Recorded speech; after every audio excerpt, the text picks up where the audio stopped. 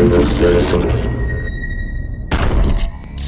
working with Ciara was a time when TK was her manager, and she was in a group called Hearsay back in the day with Ashley. So Ashley used to be on the Little Romeo show. She was an actress on there, I think, playing his girlfriend.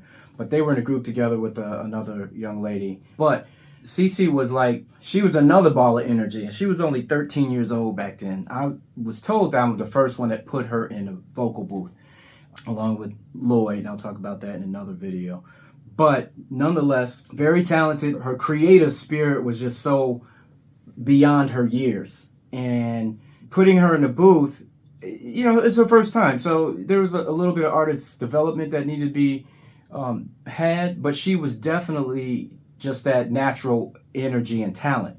In fact, she would always pull me to the side and say, "Yeah, I wrote this song, I wrote this song, I wrote this other song, I wrote this song." I'm like, okay. Her being 13 years old was like, I don't know if the credence or the credit was necessarily given to her at that time, because, back then other producers and other writers would write your records for you, especially you being a new artist. And so you could tell she was always that superstar at that young age. And it just needs to be harnessed and honed and molded. So we did a couple of records in the studio.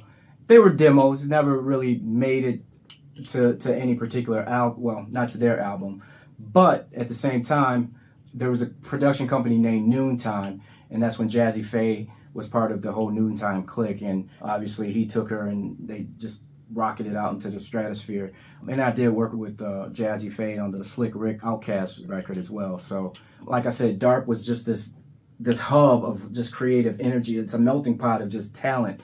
And people at any given day, you could, one day you work with Madonna, next day you work with, Michael Jackson, or you'll have Outkast or Usher or Pink walking through, or Christina Aguilera. But the other thing is the Beyonce story that I'll give on another video, but Matthew Knowles brought them through as well.